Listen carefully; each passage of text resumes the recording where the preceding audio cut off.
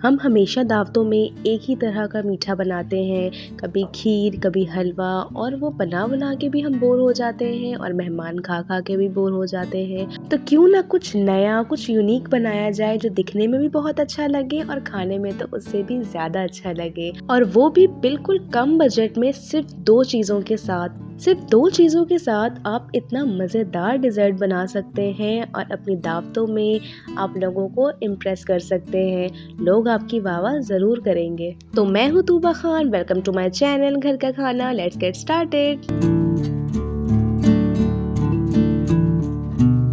तो यहाँ मैंने फ्लेम ऑन कर दिया है और मैं पैन में शामिल कर रही हूँ 500 ml दूध।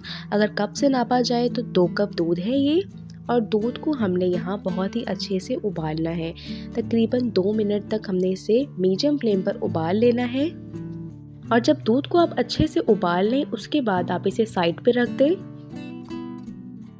तो सेकंड स्टेप में हमने क्या करना है, कैरमल तैयार करना है, जिसके लिए मैंने अगेन पैन ले लिया है और मैं इसमें शामिल कर रही हूँ 1/3 कप चीनी। और फ्लेम को आपने मीडियम टू लो रखना है और आपने इस बात का ध्यान रखना है कि आपने चम्मच नहीं हिलाना है, इसमें चम्मच लगाना ही नहीं है। आपने बस इसे इस तरह हिलाते जाना है पैन को और आपने चम्मच नहीं लगाना है। मीडियम टू लो फ्लेम पे ये चीनी जो है ना वो अच्छे से मेल्ट होना शुरू हो जाएगी।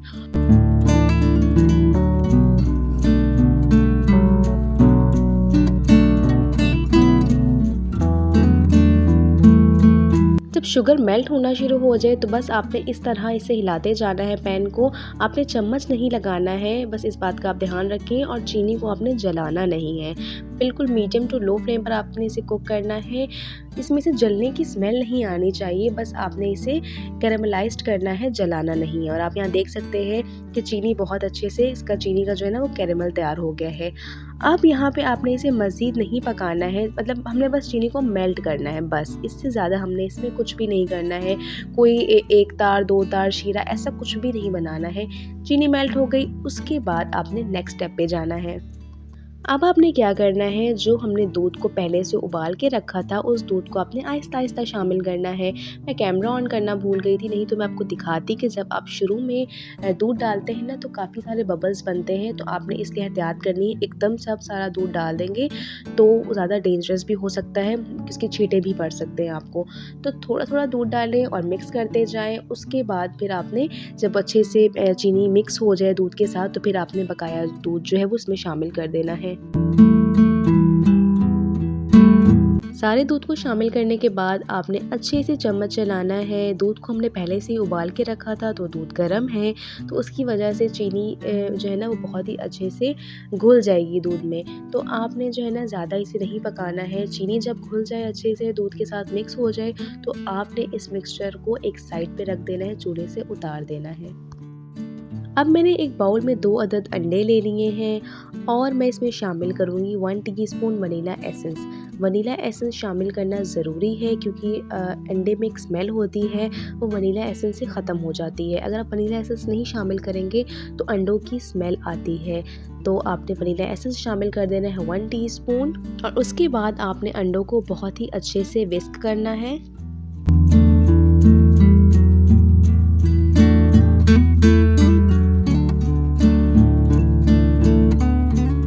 अब जब आप अंडों को अच्छे से विस्क कर लें तो उसके बाद जो हमने दूध और कैरेमल का मिक्सचर तैयार करके रखा है वो हमने इसमें शामिल करना है, लेकिन ग्रेजुअली शामिल करना है। एकदम से सारा मिक्सचर इसमें शामिल नहीं करना है। तो पहले थोड़ा सा मिक्सचर आप शामिल करें, उसके बाद अच्छे से मिक्स करें, फिर आप थोड़ा सा शामिल करें। तो इस तरह आहिस्ता आहिस्ता आप मिक्सचर इसमें शामिल करते जाएँ और मिक्स करते जाएँ।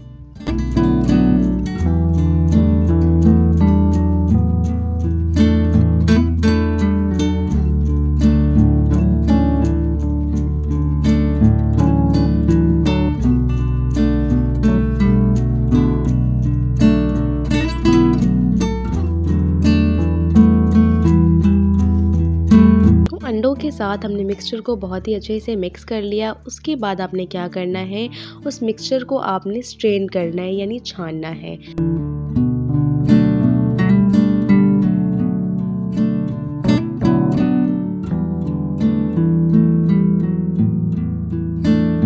मिक्सचर को छान लेने के बाद ये जो स्ट्रेनर में आपके पास बच जाएगा, इसे आपने वेस्ट कर देना है।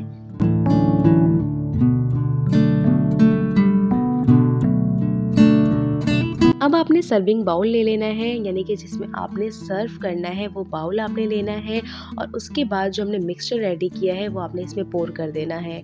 क्योंकि अब आप बर्तन को एक्सचेंज नहीं कर सकते हैं, जिसमें आपने सर्व करना है आपने उसी बाउल में मज़ीद जो आगे काम करना है उसी में करना है। ठीक हो गया? तो सारा मिक्सचर जो है ना वो आप इसमें डाल दें।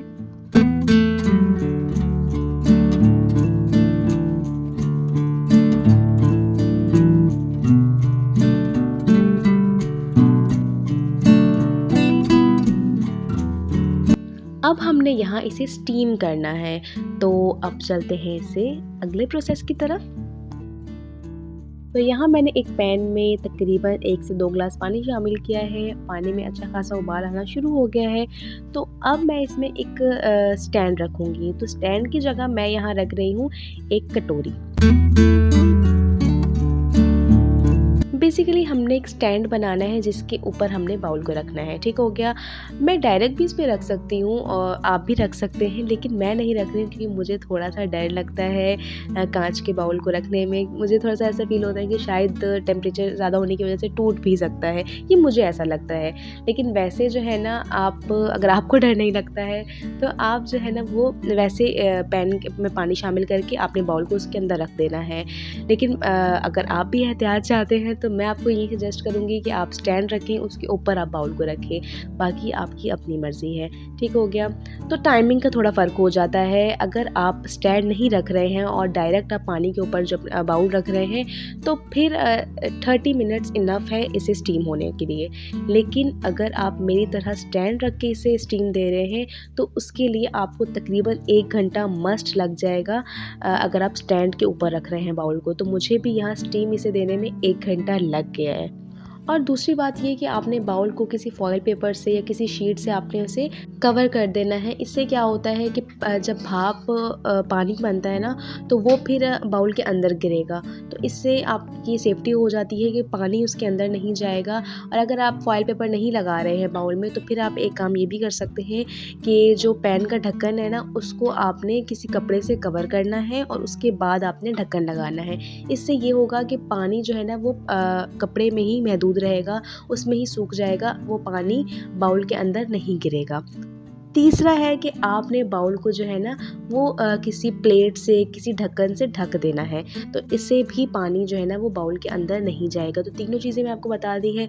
मैंने क्या किया था, मैंने ढक्कन में जो है ना वो कपड़े से उसको ढक्कन को कवर किया था, उसके बाद ढक्कन लगा दिया था क्योंकि मेरे पास अभी फॉयल पेपर अवेलेबल नहीं था, तो मैंने ये काम किया। तो मैंने आपको तीनों चीज़ें बता दी हैं, आपको जो समझ में आए आप वो कर ले। खैर साथ साथ आपने देखा कि किस तरह ये स्टीम भी हो गया और मुझे यहाँ पे पूरा 1 घंटा लगा इसे स्टीम देने में। तो अभी तो ये बहुत गर्म है, थोड़ा ठंडा हो जाए उसके बाद आपने इसे फ्रिज में रख देना है। फ्रिज में रखना बहुत ज़रूरी है। जब आप इसे सर्व करें तो उससे तकरीबन 2-3 घंटे पहले तो आपने इसे फ्रिज में रख देना है। अच्छे से ये चिल होना चाहिए, उसके बाद ही ये ज़्यादा मज़ेदार लगेगा। और आप ये देख सकते हैं कि 2 से 3 घंटे मैंने इसे फ्रिज में रखा और इसका टेक्सचर आप देख सकते हैं किस कदर ये सेट हो चुका है। अब ये खाने में तो वैसे ही बहुत मज़ेदार है, लेकिन थोड़ी प्रेजेंटेशन अच्छी हो जाए तो इसके लिए आपने क्या करना है, कुछ ड्राई फ्रूट्स आपने इसके ऊपर स्प्रिंकल कर देने हैं। मैं यहाँ सेंटर में रख रही हूँ, ये ज़्यादा अच्छा लगता है। अगर आप चाहें तो पूरे में अच्छे से स्प्रिंकल कर सकते हैं। डेकोरेशन करना ये आपकी अपनी मर्ज़ी है, जिस तरह आप पसंद करते हैं वैसे आप करें, कोई इसमें रूल्स नहीं है। ठीक हो गया? तो बस जैसा कि आपने देखा कि सिर्फ 2 चीज़ों के साथ हमने यहाँ बहुत ही मज़ेदार, बहुत ही ज़्यादा यूनिक डिज़र्ट बना के तैयार कर लिया है और इसे बनाने में ज़्यादा टाइम भी नहीं लगता है। बहुत ही झटपट बन जाने वाली रेसिपी है। होपफुली आपको रेसिपी आज की बहुत पसंद आई होगी। लाज़मी आपने ट्राई करना है, मुझे फ़ीडबैक लाज़मी देना है कि आपको ये रेसिपी कैसी लगी। मुझे पूरी उम्मीद है कि आपको ये मज़ेदार सा डिज़र्ट बहुत ही ज़्यादा पसंद आएगा और आपकी फैमिली को भी बहुत पसंद आएगा। तो जल्दी से जाएँ, बनाएँ और एंजॉय करें। और हाँ, मेरे चैनल को सब्सक्राइब भी लाज़मी कर दें और अगर वीडियोस बहुत पसंद आ रही हैं तो शेयर भी कर दें।